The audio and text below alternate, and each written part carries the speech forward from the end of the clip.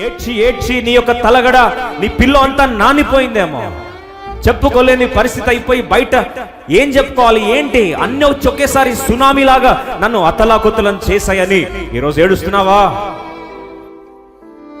జగమంత కుటుంబం ఉంది ఆయనకి, కానీ ఇక్కడ ఏకాకి అయిపోయాడు. కోట్లాస్తుంది కానీ హృదయంలో మొత్తం చెప్పుకోలేనంత భయం ఉంది. ఏసావు వచ్చి అన్నొచ్చి ఎక్కడ తరుముతాడో, ఎక్కడ చంపేస్తాడన్న భయము గుప్పిట్లో వణికిపోతున్న ఆ యాకోబు మానసికంగా విరిగిపోయాడు, భౌతికంగా కూడా విరగొట్టేశాడు దేవుడు. ప్రియ సహోదరి సహోదరుడా, నీ చరిత్రను మార్చేది నీ గుండె గాయము జరిగిన సంఘటనే. అది ఇక్కడ కాదు చరిత్ర మార్చేది, నిత్య చరిత్ర మారుస్తుంది.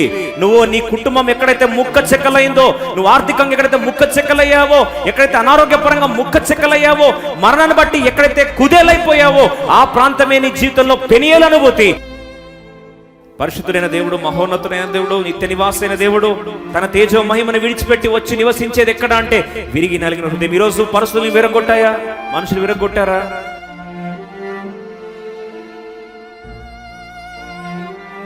హెబ్రీయుల పత్రిక 11వ అధ్యాయం 21వ వచనాన్ని అందరం కలిసి చదువుకుందాం. Book of Hebrew chapter 11 verse 21.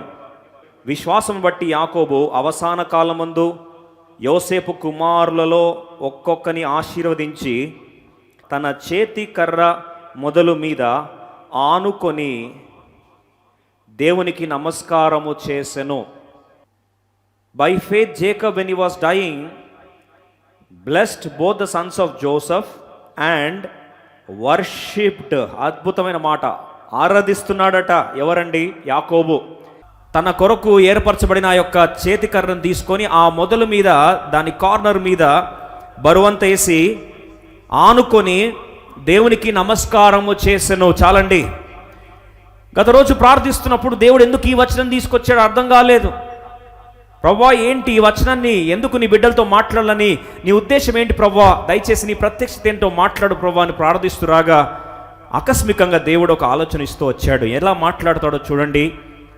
వాస్తవంగా ఆలోచిస్తే ఇప్పుడు ఆ వ్యక్తి దేని మీద ఆనుకున్నాడండి? తన చేతి కర్ర మీద ఆనుకున్నాడు. అంటే ఆలోచించండి, కాళ్ళు ఎప్పుడన్నా విరిగిపోతే, హ్యాండిక్యాప్డ్ అయిపోతే, మన భాషలో ఒకవేళ నడవలేని వైకల్యం వస్తే, అంగవైకల్యం వస్తే, అవిటితనం వస్తే, యాక్సిడెంట్ ఏమైనా అయితే ఇంకా మన కాళ్ళు పనిచేయవు కదా. పని చేయనప్పుడు ఏం చేస్తారండి? చేతి కర్ర మనకి ఇస్తారు.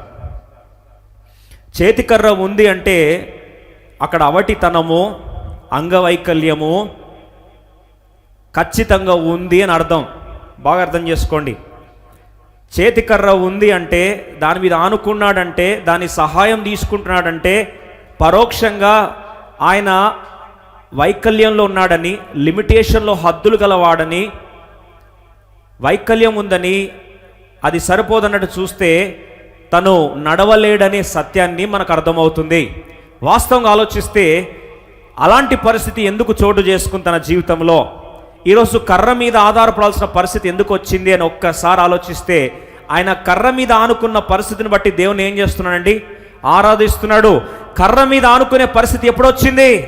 ఒక్కసారి చరిత్రలో వెనుకలికి వెళ్తే ఈ యొక్క యాకోబు తల్లి గర్భంలో నుండే పోటీ పటిమ కలిగిన వాడు, జీవితంలో ఎలాగైనా సరే పైకి రావాలని ఆ యొక్క కఠోర దీక్ష పూనుకున్నవాడు, గర్భంలో నుండే ఆ యొక్క ప్రపంచంలోని పోటీతత్వాన్ని కనకనము నూరిపోసుకున్నవాడు, తన సహోదరుడు కవల సహోదరుని కడుపులో నుండే తన్ని బయటకు రావాలని ఆశపడ్డాడు. అక్కడే పోటీ స్టార్ట్ అయింది. అయితే అక్కడ విఫలమయ్యాడని తెలుసుకున్న ఈ బిడ్డ తను ఎదుగుతున్న సందర్భంలో ఎలాగైనా సరే జీవితంలో పైకి రావాలని ఆశపడి చివరికి జ్యేష్ఠత్వపు హక్కును కొనేసుకున్నాడు. అది సరిపోదన్నట్లు చివరికి తండ్రి తనను ఆశీర్వదిస్తూ ఉంటే మోసపూరితంగా సహోదరుని యొక్క జ్యేష్ఠత్వపు ఆశీర్వాదాలన్నీ కూడా ఇవి యొక్క చిన్నవాడు యాకోబు దొంగలించేసుకున్నాడు, మోసము చేయడం ఆరంభించాడు. చివరికి జీవితంలో ఎలాగైనా పైకి రావాలన్న కసి తనను ఎంతగానో నిద్రపట్టని రాత్రులకు అప్పగించింది. అక్కడి నుంచి పారిపోయాడు. ఏశావు ఎక్కడ తరుముతాడో చంపుతాడని చరిత్ర మనందరికీ తెలుసు. బేతేలు ప్రాంతానికి వచ్చాడు. బాగా అర్థం చేసుకోండి ప్రియ సోదరి సోదరుడు, అద్భుతమైన సత్యాన్ని ఈరోజు పరిశుద్ధాత్మ దేవుడు మనందరితో మాట్లాడాలని ఆశపడుతున్నాడు. బేతేలు దాటుతున్నాడు, శపథం చేసుకున్నాడు, నువ్వు నన్ను క్షేమంగా తీసుకొస్తే ప్రభువా నీకు దశంభాగం ఇస్తానన్నాడు. అక్కడి నుంచి బయలుదేరాడు. తిరిగి చూసేసరికి 20 సంవత్సరాలు అయిపోయాయి. కాలం గిరున తిరిగింది. రిటర్న్ వస్తూ ఉన్నాడు. ఇప్పుడు పెనియేలు ప్రాంతానికి వచ్చేసరికి ఒంటరివాడైపోయాడు. ప్రియ సోదరి సోదరుడా, జాగ్రత్తగా ఆలోచించాల్సి మనం చేస్తున్నాం. లోతైన సత్యం మనందరితో దేవుడు మాట్లాడాలి అని ఎంతగానో ఆశపడుతున్నా ఈ నిగూఢ సత్యాలను పరిశుద్ధాత్మను మనకు బయలుపరచును గాక. ఇప్పుడు పెనియేలు ప్రాంతానికి వచ్చేసాడు. అంతవరకు హాయిగా నడుచుచున్న యాకోబు, ఎటువంటి లేని యాకోబు, ఎటువంటి అవిటితనం లేని యాకోబు, ఎటువంటి ఖాళీతత్వం లేని యాకోబు, ఏ కర్ర మీద కూడా ఆరాధపడాల్సిన అవసరత లేని యాకోబు, శక్తిమంతుడు, యవన బలం ఉంది, భార్య పిల్లలున్నారు, కష్టపడి సంపాదించే తత్వం ఉంది. ఇవన్నీ క్రోడీకృతమై పెనియేలు ప్రాంతానికి వచ్చాడు. అక్కడ అర్థమైంది ఒంటరివాడైపోయాడు. అక్కడ అర్థమైంది సహోదరుని యొక్క భయము తన హృదయాన్ని ఆవరించింది. అప్పుడు ప్రార్థన చేయడం ఆరంభించాడు. ఆ సందర్భంలో ఆకస్మికంగా జరిగిన సందర్భం మనందరికీ పరిచయమే. ఆదికాండం 32వ అధ్యాయం 24వ వచనం. యాకోబు ఒక్కడు మిగిలిపోయాను, ఒక నరుడు తెల్లవారు వరకు అతనితో పెనుగులాడాను. బాగా అర్థం చేసుకోండి ప్రియ సోదరి సోదరుడా. 25వ వచనం. తాను అతన్ని గెలవకుండుట చూచి, బాగా అర్థం చేసుకోండి, చేతి కర్ర మీద ఆనుకోవాల్సిన పరిస్థితి ఎందుకు వచ్చింది తెలుసా? రాత్రంతా తెల్లవారు వరకు అతనితో పెనుగులాడుతూ తాను అతన్ని గెలవకుండుట చూచి తొడ గూటి మీద అతనిని కొట్టెను. దేవుడే ఈ యాకోబును తొడగూటి మీద కొట్టి యాకోబును విరగ్గొట్టిన అనుభూతి పెనియేలు అనుభూతి. When God chose Jacob to be broken at Penuel, that is a divine encounter which broke this man and it made him handicapped for rest of his life. ఈ యొక్క యాకోబు జీవితంలో పర్మనెంట్ ఫిజికల్ డిసెబిలిటీ అయి ఈరోజు కర్ర మీద ఆధారపడాల్సిన పరిస్థితి ఎందుకు వచ్చింది అంటే, ఆ రోజు పెనియేలు ప్రాంతంలో దేవునితో వ్యాజ్యమాడుతూ పెనుగులాడుతున్న ఆ పరిస్థితిలో దేవుడే ఈ యాకోబును విర్రగొట్టిన వేళ. Let me repeat this lines. దేవుడే యాకోబును విర్రగొట్టిన వేళ. ప్రియ సోదరి సోదరుడా, దేవుడు నిన్ను విర్రగొడుతున్నాడా? Are you going through broken experience? మానసికంగా నేను విరిగిపోయానయ్యా, ఆరోగ్యపరంగా విరిగిపోయాను, ఆర్థికంగా విరిగిపోయాను, శరీరపరంగా విరిగిపోయాను, కుటుంబ పరంగా విరిగిపోయాను, బంధువుల పరంగా విరిగిపోయాను, సమాజం పరంగా విరిగిపోయాను, మందిరంలో కూడా విరిగిపోయాను. అయ్యా నా పేరు ప్రస్తుతం విరిగిపోయిన పరిస్థితులు ఉన్నానని ఈరోజు బాధపడుతున్నావు ప్రియ సోదరి సోదరుడా. దేవుడి వాక్యం ద్వారా ధైర్యపరచాలని ఆశపడుతున్నా. Are you broken today? ఈరోజు అన్నీ ఒకేసారి పడ్డాయి, ఇంకా నా వల్ల కావట్లే, దేవుడే నన్ను విరగొడుతున్నాడు, ఏమి చేయాలని ఆశపడ్డా నేను, లాస్ట్కి చివరికి దైవమే నన్ను విరగొడితే నా పరిస్థితి ఏందని ఆలోచిస్తున్నావా?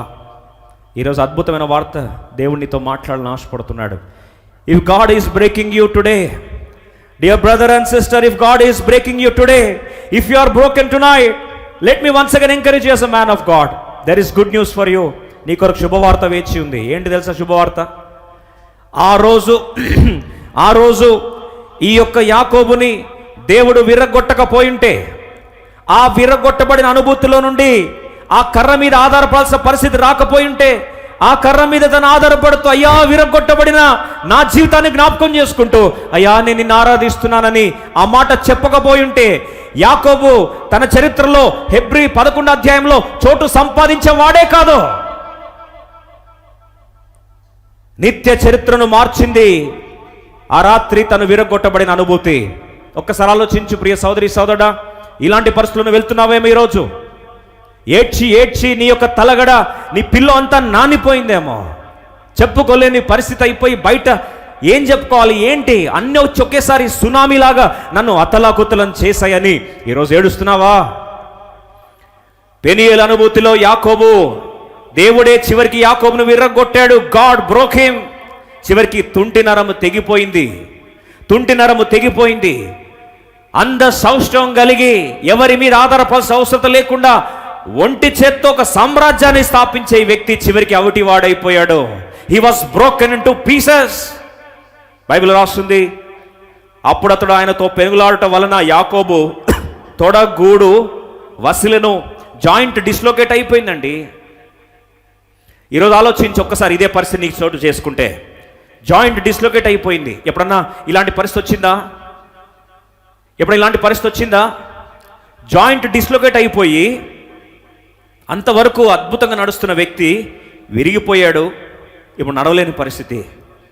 అప్పుడు కర్ర తీసుకొని కర్ర మీద బరువు వేసి కర్ర మీద ఆధారపడుస్తున్న పరిస్థితి. ప్రియ సోదరి సోదరుడా, బహుశా కొన్నిసార్లు జీవితంలో నువ్వు అనుకోకూడని సంఘటనలు కొన్ని చోటు చేసుకున్నాయేమో. ఆ సంఘటనలు చూసి అయ్యో ఇది జరగకపోతే బాగుండని నువ్వు ఆలోచిస్తున్నావేమో. దేవుడు ఈరోజు నీతో మాట్లాడుతూ, ఒకవేళ యాకోబు జీవితంలో పెనియేలు అనుభూతి, దేవుడు తన తొడగూటి నరమును విర్రగొట్టకపోయి ఉంటే, ఆ యొక్క జాయింట్ డిస్లోకేట్ కాకపోయి ఉంటే, ఆ డిస్లోకేటెడ్ థై అంటే తొడ లొకేషన్ ఆ సాకెట్లో నుండి బయటకు వచ్చేసింది. ఎంత ఘోరం కదండి. ఎప్పుడన్నా జీవితంలో అలాంటి పరిస్థితి వచ్చిందా? అంతవరకు బాగా ఉన్నావు, ఎవరి అవసరత లేకుండా నడుస్తున్న నీకు ఆకస్మికంగా యాక్సిడెంట్ అయింది. అలా తర్వాత ఊహించుకోవడానికే నీకు అర్థం కాలేదు. సడన్గా ఫ్రాక్చర్ మల్టిపుల్ ఫ్రాక్చర్స్ అన్నారు, సర్జరీ అన్నారు. తిరిగి నువ్వు అలా ఇంతకుముందు నడిచిన స్థాయిలో నడవలేని పరిస్థితి, వేరే సపోర్ట్, ఇతరుల సపోర్ట్ని అడగాల్సిన పరిస్థితి వచ్చిందా? భౌతికంగా అలాంటి పరిస్థితి వెళ్ళావా, వెళ్తున్నావా? ఆధ్యాత్మిక కొన్నిసార్లు అలాంటి పరిస్థితి అవుతుందా? కొన్నిసార్లు మానసికంగా విరిగిపోయావా? ఆయన మానసికంగా కూడా విరిగిపోయాడు. ఎందుకంటే ఒంటరి వాడైపోయాడు. జగమంత కుటుంబం ఉంది ఆయనకి, కానీ ఇక్కడ ఏకాకి అయిపోయాడు. కోట్లాస్తుంది, కానీ హృదయంలో మొత్తం చెప్పుకోలేనంత భయం ఉంది. ఏసా వచ్చి అన్నొచ్చి ఎక్కడ తరుముతాడో, ఎక్కడ చంపేస్తాడన్న భయము గుప్పిట్లో వణికిపోతున్న ఆ యాకోబు మానసికంగా విరిగిపోయాడు, భౌతికంగా కూడా విరగొట్టేశాడు దేవుడు.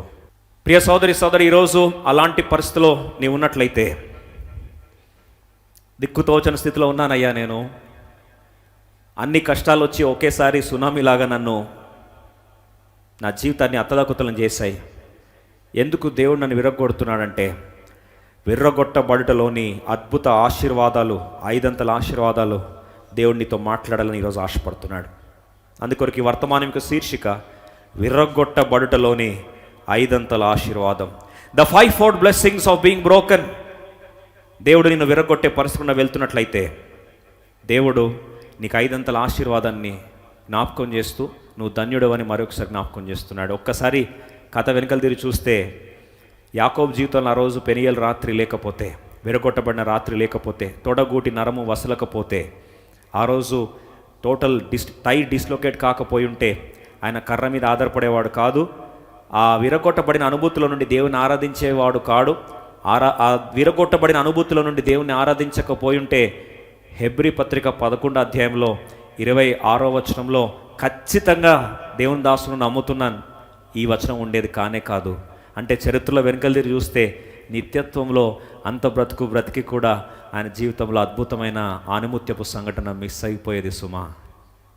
ఎందుకు చెప్తున్నా నేను మాట అంటే, ఏదైతే నువ్వు ఇది జరగకపోతే బాగుండు అనుకుంటున్నావో, ఇదొక్కటి నాకు లేకపోయి ఉంటే అంతా జీవితం బాగుంది కదండి, ఎందుకు ఇలా జరిగింది అని నువ్వు ఏదైతే విరగొట్టబడిన అనుభూతి కూడా వెళ్తున్నావో, అదే లేకపోతే నిత్య మహిమలో నీకు చెప్పుకోదగ్గ అధ్యాయాలు ఉండేవే కాదు. యాకోబుని అడుగుతంటాడు, నేను అవిటి వాడనై కర్ర పట్టుకొని దాని మీద ఆధారపడి దేవుని నేను ఆరాధించగలుగుతున్నా. ఓ ప్రియ లైఫ్ టెంపుల్ సంగమా, ఆన్లైన్లో వీక్షిస్తున్న ఈ ఫ్యామిలీ, మీరు కూడా దేవుడు విరగొడితే ఆరాధించగలరా? Can you worship God when you are broken? Is your mouth open today to worship the Lord when you are going through broken experience?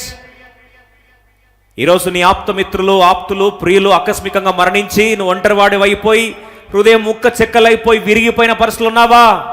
నీ నోరు మూగపోయిందా? ఆరాధిస్తున్నావా? దేవుడు జ్ఞాపకం చేస్తున్నాడు. చూడండి, ఆలోచించండి ఆయన పరిస్థితి. ఒక్కసారి చూస్తే, అంతవరకు నా జీవితంలో నేను అన్నీ సాధించగలను, చేయగలను అనుకున్న వ్యక్తి ఇప్పుడు చివరికి తన మీద తను ఆధారపడాల్సింది పక్కన పడేసి విరగొట్టబడిన పరిస్థితిలో కర్ర మీద, దేవుని మీద ఆధారపడుతున్నాడు అనుక్షణం.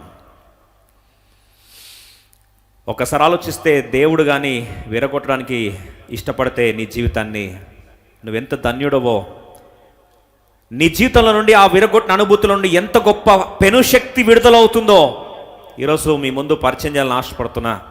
మొదటి ఆశీర్వాదం చూసుకుందాం.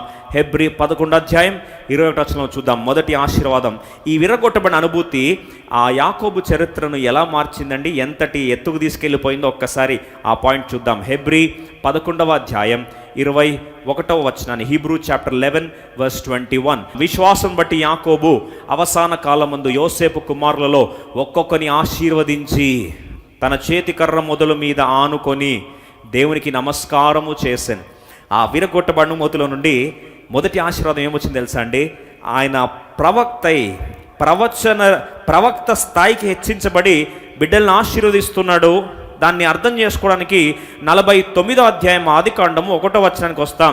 ఈయన ఆశీర్వాదము ఎలాంటి ప్రవచన శక్తి ఉందో, what kind of prophetic anointing and prophetic promotion he has got because he was broken. Let's go back to Genesis 49:1.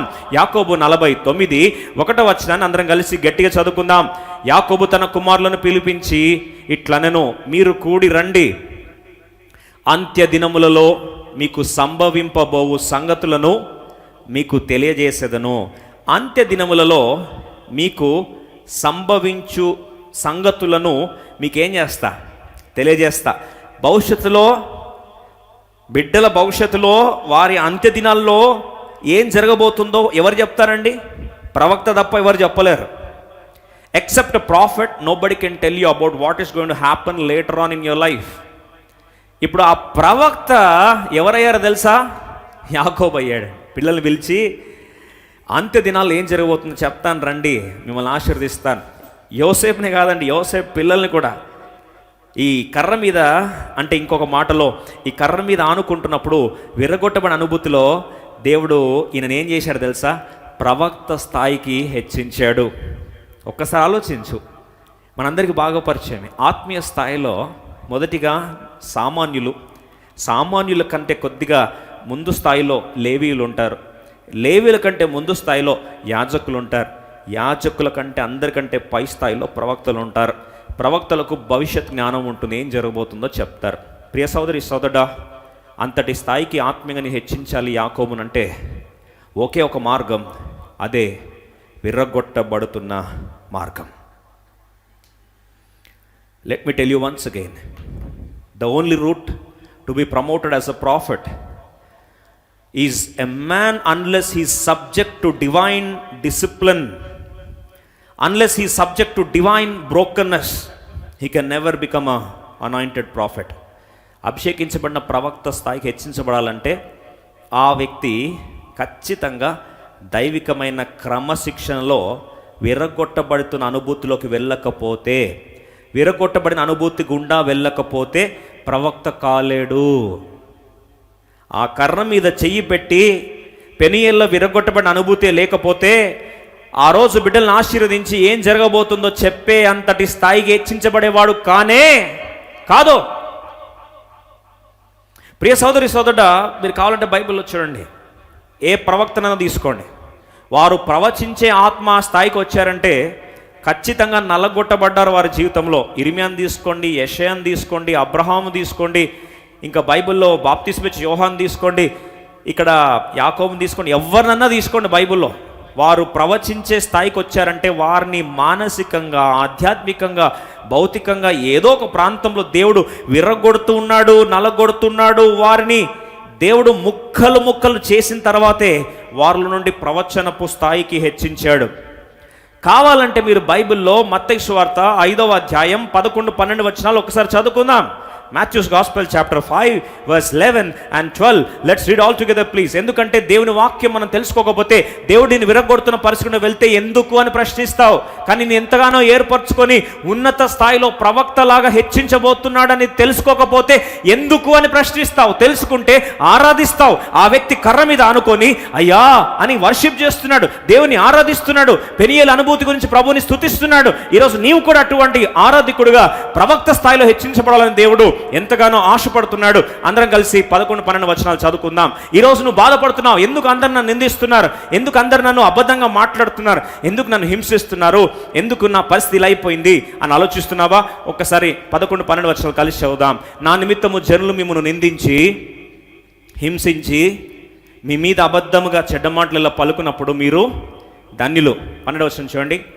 సంతోషించి ఆనందించుడి, పరలోకమందు మీ ఫలము అధికమగును. పరలోకమందు ఏమవుతుందంటండి? ఫలము అధికమగును. అంతటితో ఆగిపోలేదండి, ప్రమోషన్ వస్తుందని చెప్తే ఏమంటున్నాడు? ఈలాగున వారు మీకు పూర్వమందుండిన ప్రవక్తలను హింసించిరి. ఇప్పుడు జనులు నిందించి దూషించి అబద్ధంగా చెడ్డ మాటలు పలుకుతే ఆ వ్యక్తి స్థాయిని ఎవరితో పోలుస్తున్నారు? ఈలాగు ఎవరికి జరిగిందంటండి? ప్రవక్తలకు చేశారు, యాజకులకు, లేవీలు కాదండి. ప్రియ సోదరి సోదరుడా, నలగొట్టబడుతున్న అనుభూతి లేకపోతే you can't be a mighty profit. దేవుడు యాకోబును మలుచుకున్నాడు, చెక్కుకున్నాడు, విరగొట్టాడు, తొడ గూడు వసిలింది. ఆ డిస్లోకేటెడ్ థై తర్వాత కర్ర మీద ఆనుకుంటూ తన స్వంత చిత్తం అంతా లయమై దైవ చిత్తం మీద ఆధారపడి, తన శక్తి మీద ఆధారపడాల్సిన వ్యక్తి ఖాళీ చేసుకొని దేవుని మీద ఆధారపడి ఇప్పుడు ఆ స్థాయికి వస్తే దేవుని చేత నింపబడి ప్రవచనపు ఆత్మ కుమ్మరించబడి ఆయన ఏదైతే భవిష్యత్తులో జరగబోతుందో తన బిడ్డల పట్ల అది ఉన్నట్లు ప్రకటించాడు. ఎందుకు చెప్తున్నాను తెలుసు ఈ మాట? ఎందుకు చెప్తున్నాను మాట అంటే, యాకోబు జీవితంలో విరగొట్టిందే ప్రవక్త స్థాయికి దేవుడు దీవించాలని ఆశపడ్డాడు. రెండో మాట చూసుకుందాం. ఆదికాండం 32వ అధ్యాయం 27వ వచనం. విరగొట్టబడిన తర్వాత వచ్చిన రెండవ ఆశీర్వాదం అందరం కలిసి చదువుకుందాం. ఆయన నీ పేరేమని అడుగగా అతడు యాకోబు అని చెప్పాను. యాకోబు అంటే మోసగాడు, సప్లాంటర్, స్కీమర్. ఎక్కడుంటే అక్కడ దాన్ని ప్లాన్లు వేస్తాడు, ఎక్కడుంటే అక్కడ బాగా అద్భుతంగా అన్నీ ప్లాన్ చేసుకుంటాడు, తను మ్యానిపులేట్ చేసుకుంటాడు, స్కీమ్స్ వేస్తాడు, ఆలోచిస్తాడు, వ్యూహకర్త. ఇవన్నీ చేస్తే గ్రాబర్ అనమాట, అన్ని గ్రాబ్ చేసుకుంటాడు, ఆశీర్వాదాన్ని అలా లాగేసుకుంటాడు అనమాట. అలాంటి యాకోబు నీ పేరేంటి అని అడిగాడు దేవుడు. అడిగితే ఆయన అన్నాడు యాకోబు అంటే మోసగాడు అని అన్నాడు. ప్రియ సోదరి సోదరుడా, విరగొట్టబడిన పరిస్థితి తర్వాత చూడండి, నేను యాకోబుని అని చెప్పగలిగాడు. అలా చెప్పినప్పుడు ఆయన వ్యక్తిత్వంలో మోసం అనేది వ్యక్తిత్వం అయినా సరే దేవుడు ఆ వ్యక్తిత్వాన్ని మార్చేశాడు తెలుసా అండి. మీరు చూడండి, వ్యక్తిత్వాన్ని మార్చేసి ఆ రెండో ఆశీర్వాదం ఏంటంటే, విరగొట్టబడిన పరిస్థితి ద్వారా దేవుడు ఆ వ్యక్తిని చెక్కుకొని క్రీస్తు యొక్క సారూప్యంలోకి మార్చుకున్నాడు. మనల్ని కూడా ఎలా మార్చుకుంటాడు తెలుసా? విరగొట్టిన పరిస్థితుల నుండి ఆయన రూపంలోకి మార్చుకుంటాడు. దాన్నే రెండో ఆశీర్వాదం ఏంటి తెలుసా అంటే, personality change. Number 1 prophetic promotion, number 2 personality change. విరగొట్టబడిన అనుభూతి ద్వారా వచ్చిన మొదటి ఆశీర్వాదం ప్రాఫిటిక్ ప్రమోషన్, రెండవ ఆశీర్వాదం పర్సనాలిటీ చేంజ్, వ్యక్తిత్వంలో మార్పు. అయితే అద్భుతమైన సత్యం ఏంటంటే, వ్యక్తిత్వంలో మారిపోయి ముందు యాకోబు అంటే అన్నీ నేను చేయగలను, I can do all things. ఇప్పుడు తొడగూడు వసిలింది, తై డిస్లోకేట్ అయినప్పటి నుంచి కర్ర పట్టుకున్న తర్వాత, Lord I can't do anything, you can do anything. I can't do anything, you can do everything. I can do నుండి I can't do, I can do everything అనే నుండి you can do everything Lord ఆ స్థాయికి వచ్చాడు. Absolute dependence on the Lord, దేవుని మీద సంపూర్ణంగా ఆధారపడే స్థాయికి వచ్చేసాడు. ఇప్పుడు దేవుని మీద ఆధారపడుతున్న వ్యక్తి ఎంతగా దేవుడు తన జీవిత చరిత్రను మార్చాడంటే, నాకు ఎంతో ఆదరణకరమైన మాట ఒకటి చెప్పాలని ఆశపడుతున్నానండి. ఇప్పుడు యాకోబుని దేవుడు ఇశ్రాయేల్గా మార్చిన తర్వాత ఏమని పిలవాలి? ప్రతిసారి చెప్పరేంటండి? ఇశ్రాయేలు అని పిలవాలి కదా. కానీ దేవుడు యాకోబు అనే పిలుస్తున్నాడు. ఎందుకు తెలుసా? ఒక్కసారి విరగొట్టబడిన అనుభూతి తర్వాత, నీ పాత వ్యక్తిత్వము చరిత్రే మారిపోయిన తర్వాత దేవుడు చూడండి, సైన్యములకు అధిపతి అని పిలువబడడానికి ఇష్టపడే దేవుడు ఏమని పిలుస్తున్నాడు తెలుసా? యాకోబు. కీర్తన 46 అద్భుతమైన మాట చూడండి. 46 కీర్తన 7వ వచనం. సైన్యములకు అధిపతి యెహోవా. ఈ దేవుడు ఏమని పిలువబడడానికి ఇష్టపడ్డాడు? ఇంట్రొడక్షన్ చూడండి, సైన్యములకు అధిపతి యెహోవా. బాగుంది కదండి టైటిల్, లార్డ్ ఆఫ్ హోస్. సైన్యములకు, అన్ని సైన్యాలకు అధిపతి అయిన దేవ యెహోవాని పిలిచే దేవుడు ఇప్పుడు చూడండి మనకు తోడై ఉన్నాడు. ఆ దేవుడు ఏమని పిలిచడానికి ఇష్టపడుతున్నాడు చూడండి, యాకోబు యొక్క దేవుడు మనకు ఆశ్రమై ఉన్నాడు. అందుకని మీ బైబిల్లో చూసారా, అబ్రహాము దేవా, ఇస్సాకు దేవా, మూడోది ఏమంటారండి? ఇశ్రాయేల్ దేవా అన్నారు. అబ్రహాము, ఇశ్రాయేలు, యాకోబు దేవా అంటారు.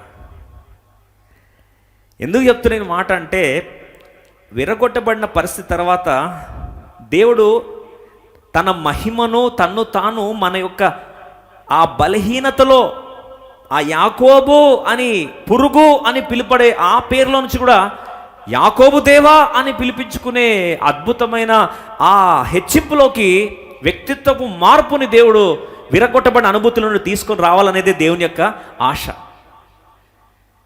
ఆలోచించండి, యాకోబు అంటే పురుగు అని రాస్తుంది ఒక దగ్గర, మోసగాడ అని. అలాంటి వ్యక్తిని పిలవడానికి అసహించుకోవాల్సిన వ్యక్తి పెనియేలు అనుభూతిలో విరగొట్టబడిన తర్వాత, ఆ గాయం జరిగిన తర్వాత ఇప్పుడు దేవుడు అబ్రహాము, ఇస్సాకు, యాకోబు దేవా, సైన్యములకు అధిపతియగు దేవా, ఇప్పుడు యాకోబు దేవా అని పిలువబడ్డానికి ఇష్టపడుతున్నాడు.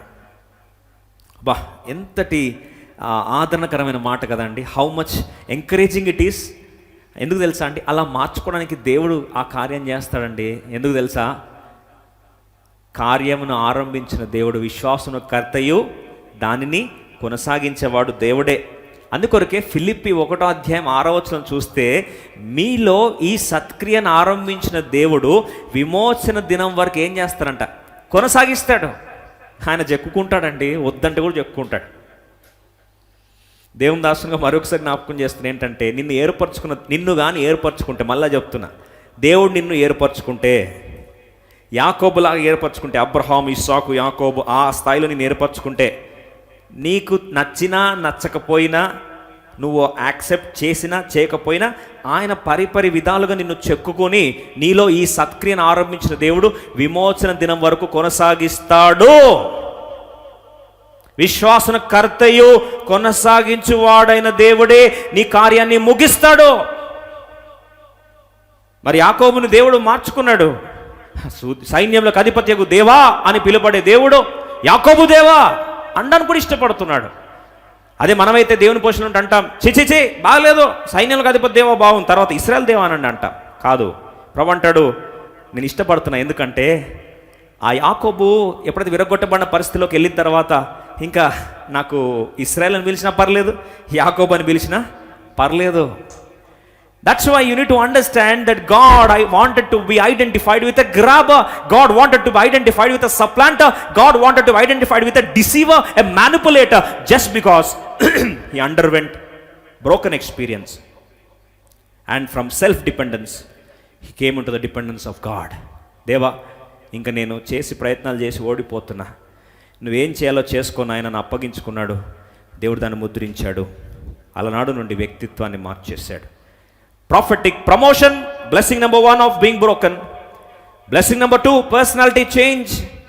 Blessing number 3, మూడో ఆశీర్వాదం చూసుకుందాం. 32:28 ఆది కాండం. ఆది కాండం 32వ అధ్యాయం 28వ వచనాన్ని అందరం కలిసి చదువుకుందాం. 32:28, 28 అందరం కలిసి చదువుదామండి. అప్పుడు ఆయన, నీ దేవునితోనూ మనుషులతోనూ పోరాడి గెలిచితివి గనుక ఇక మీదట నీ పేరు ఇశ్రాయేలే గాని యాకోబు అనబడదని చెప్పాను. ఇశ్రాయేలు అని పిలుస్తాను. ఇశ్రాయేల్ అంటే ప్రిన్స్ ఆఫ్ గాడ్. ప్రిన్స్ అనే పదానికి తెలుగు అర్థం చూస్తే యువరాజు. విరగొట్టబడక మునుపు మోసగాడు, విరగొట్టబడిన తర్వాత యువరాజు, ప్రిన్స్. ఆలోచించండి, యువరాజు అంటే ఎంత గొప్ప కదండి. రాయాలిటీ, రాజసం రక్తంలోకి వచ్చింది. ఎప్పుడండి? విరగొట్టబడిన తర్వాత. దేవుడిని నిరగొడుతున్నాడంటే ఒక మోసగాని నుంచి నేను రాజు స్థాయిలో ప్లాన్ ఉంటేనే నేను నిరగొడతాడు. డౌట్ వచ్చింది ఎప్పుడన్నా, నన్ను ఎందుకు విరగొడుతున్నావు ప్రభా? మానసికంగా ముక్కలు చేస్తున్నావు ప్రభా, ఆరోగ్యపరంగా ముక్కలు చేస్తున్నావు ప్రభా, నీకేమీ అనిపించట్లేదా అంటే ప్రభు అంటాడు, అలా చేయకపోతే నీలో యువరాజు బయటకు రాడు, మోసగాడే ఉంటాడు. యువరాజు బయటకు రావాలంటే, ఇశ్రాయేలు బయటకు రావాలంటే, రాజసం నీలో నుండి బయటకు రావాలంటే, రాయల్టీ లోపల దాగున్న రాయల్టీ బయటకు రావాలి అంటే విరగొట్టక తప్పదు. ఈరోజు యువరాజు లోపల నుంచి బయటకు రావాలి, యువరాణి బయటకు రావాలి. అందుకొరకే దేవుడు విరగొడుతున్నాడు.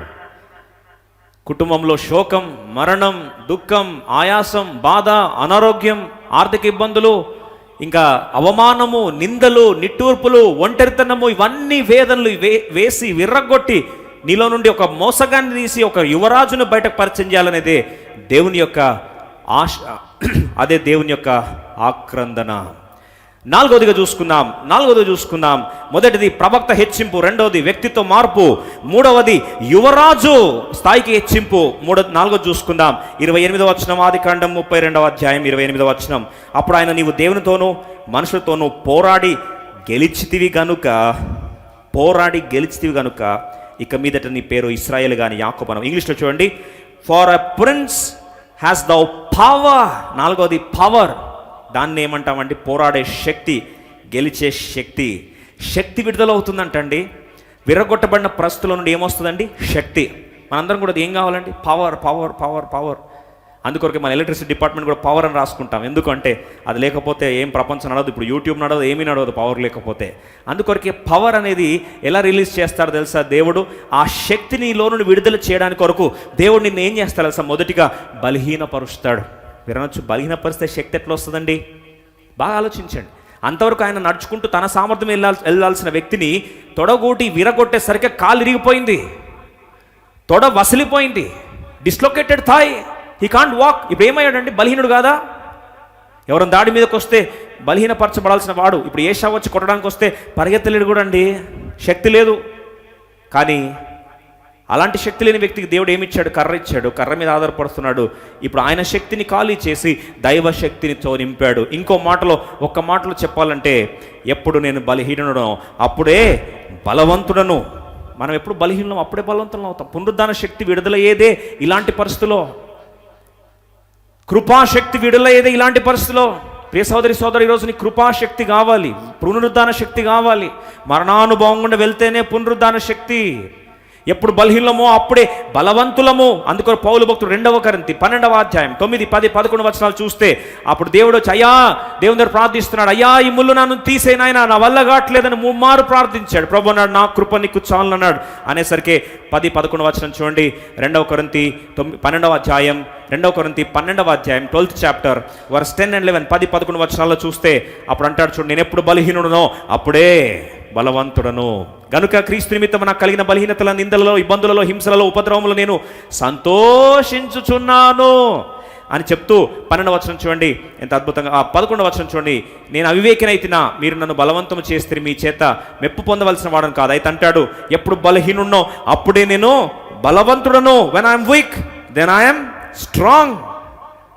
అందుకొరకే విరగొట్టబడితే శక్తి ఎట్లా వస్తుంటారు కదా. ఒక చిన్న ఎగ్జాంపుల్ చెప్పి ముందుకెళ్ళాలని ఆశపడుతున్నా. భారతం చేసుకోండి. హిరోషిమా నాగసాకి ప్రాంతంలో జపాన్లో అలనాడు ఆ యొక్క ఆటం బాంబ్ పేల్చారు. బాగా వినండి, ఈ ఆటం బాంబు అర్థం చేసుకుంటే, ఆటంని అణువుని ఎప్పుడైతే ముక్కలు చేస్తామో పెనుశక్తి విడుదలవుతుంది. దాన్నే ఫిజిక్స్ తెలిసిన వాళ్ళకి అర్థమవుతుంది. న్యూక్లియర్ ఫిషన్ రియాక్షన్ అంటారు. ఫిషన్ రియాక్షన్ అంటే ఆటంని ఏం చేస్తారండి, అది ముక్కలు చేస్తే దాంట్లోంచి పెనుశక్తి విడుదలవుతుంది. ఎంత పెనుశక్తి అంటండి, అందుకొరకు nuclear fission reaction chain reaction అయిపోతుంది. ఎవరు ఆపలేరు దాన్ని. ఎంత చైన్ రియాక్షన్ అయిపోతుంది అంటే విప్లవాత్మకమైన పెనుశక్తి అయిపోతుంది, ఎవరు ఆపలేరు. అందుకొరకే న్యూక్లియర్ ప్లాంట్ దగ్గర పోతే మనిషి భస్మం అయిపోతాడు జాగ్రత్తలు తీసుకోకపోతే. అందుకొరకు గమనించండి, స్పేస్లోట చిన్న న్యూక్లియర్ ఫిషన్ రియాక్షన్తో 10 సంవత్సరాల పాటు 10 kV పవర్ని కంటిన్యూస్గా జనరేట్ చేసే శక్తిని స్పేస్లో ఏమి మోసుకుపోలేని పరిస్థితిలో ఆ న్యూక్లియర్ రియాక్షన్ని సెట్ చేస్తే 10 years 10 kilowatts కంటిన్యూస్గా జనరేట్ అవుతుందంట. అంత శక్తి ఉంది దానికి. ఒక్క మాటలో చెప్పాలి అంటే when you are broken extreme power is release through you. విరగొట్టబడినప్పుడు పెను శక్తి నీళ్ళ నుండి విడుదలవుతుంది. ఆఖరిగా 32వ ఆదికాండం 32వ అధ్యాయం 30 వచనం, విరగొట్టబడ ద్వారా వచ్చే ఆఖరి ఆశీర్వాదం చూసుకుందాం. 30 వచనం అందరం కలిసి చదువుదాం. యాకోబు, నేను ముఖాముఖిగా దేవుని చూచి తిని, ఆయనను నా ప్రాణము దక్కినదని ఆ స్థలం పెనియేలని పేరు పెట్టాను. విరగొట్టబడ ద్వారా వచ్చే ఆఖరి ఆశీర్వాదం ఏంటంటే ముఖాముఖి దైవ ప్రత్యక్షత, face to face encounter with the person of God. ఒక్కసారి ఆలోచించండి, ఫేస్ టు ఫేస్ ఎన్కౌంటర్, ముఖాముఖి అనుభూతి. ఎవరితోనండి? దేవునితోని. అదంత మజాక అండి. మోషే భక్తుడు ప్రార్థన చేస్తే అంటాడు, అయ్యా నీ మహిమను చూపించయ్యా అంటే ప్రభు అన్నాడు, నా మహిమ చూపిస్తే తట్టుకోలేవు మోషే. ఈయన మోషే జిద్దు చేసి, లేదు ప్రభా నాకు కావాలి, నాకు చూపించు ప్రభా, దయచేసి ప్రభా నన్ను కాదనొద్దు ప్రభా, నీ మహిమను చూపించు ప్రభు అన్నాడు. మోషే నా మహిమ చూసి తట్టుకోలేవయ్యా, సరే నువ్వు ఇంత బతిమలాడుతున్నావు కదా, నా వెనుక భాగం చూస్తాను, నేను బండ సందులో దాచి పెడతాను, నా చేయి అడ్డం పెడతాను, నా వెనుక భాగం చూస్తుంటే అదే తట్టుకోలేక భూకంపం వచ్చింది. కానీ ఇప్పుడు యాకోబు ఆ విరగొట్టబడుతున్న అనుభూతులు ఎవరిని చూస్తున్నాడండి? ఎవరిని చూస్తున్నాడు? దేవుని చూస్తున్నాడు. ఎలా చూస్తున్నాడు? ముఖాముఖి అనుభూతి. Let me tell you something. If Jacob hadn't undergone broken experience, he would never have seen Jesus face to face. దేవుణ్ణి ముఖాముఖిగా ఎప్పుడు చూసేవాడు కాదండి. అందుకొరకే మనిషి యొక్క అతి గొప్ప ఆధిక్యత ఏం తెలుసా? దేవుని ముఖాముఖిగా చూడడం. మోషేకే దక్కలేదండి. మోషే ముఖాముఖిగా చూస్తున్నప్పుడు కూడా సంపూర్ణ మహిమ చూపించలేకపోయాడు దేవుడు మోషేకి. కానీ యాకోబు ఆ మహిమను ఎప్పుడు చూశాడు తెలుసా? విర్రగొట్టబడుతున్న ప్రక్రియలో ముక్కలుగా ఆ టైంలో తొడగోడు వసిలినప్పుడు దేవుని ముఖాముఖి చూసి, నేను పెనియేలు చూసి బ్రతికాను నేను. ప్రియ సోదరి సోదరుడా, ఈరోజు ఒక మాట చెప్పి ముగించాలని ఆశపడుతున్నాను. 57వ యెషయా గ్రంథము, ఐజియా చాప్టర్ 57 వర్స్ 15. దేవుడు ఎక్కడ నివసిస్తాడు? మహోన్నతుడు ఇష్టపడే ప్రాంతం ఏది? నిత్యమందున్న దేవుడు, ఆకాశమందు ఆసీనుడైన దేవుడు, మహాగణుడు, మహోన్నతుడు, పరిశుద్ధుడైన నిత్య నివాసినైన వాడు ఇలాగూ సెలవిచ్చుచున్నాడు, మహోన్నతమైన పరిశుద్ధ స్థలంలో నివసించి వాడను, ఆయనను వినేముగల వారి ప్రాణమును ఉజ్జీవింప చేయుటకును, నలిగిన వారి ప్రాణమును, ఆ మాట గమనించండి, నలిగిన వారి, వినేముగల వారి, విరగొట్టబడిన వారి ప్రాణములను ఉజ్జీవింప చేయుటకును, వినయము గల వారిని, దీన మనసులైన వారి యొద్ద నివసించుచున్నాను. దేవుడు ఎక్కడ ఉంటాడంట అండి? వినయం గల వారి దగ్గర, దీన మనసు గల వారి దగ్గర. ముక్కలు అయిపోయిందా నీ మనసు? ఆ ప్రాంతాల్లో ఇష్టపూర్తంగా ఉంటాడు ప్రభు. దావీదు ముక్కలు అయిపోయింది తన మనసు.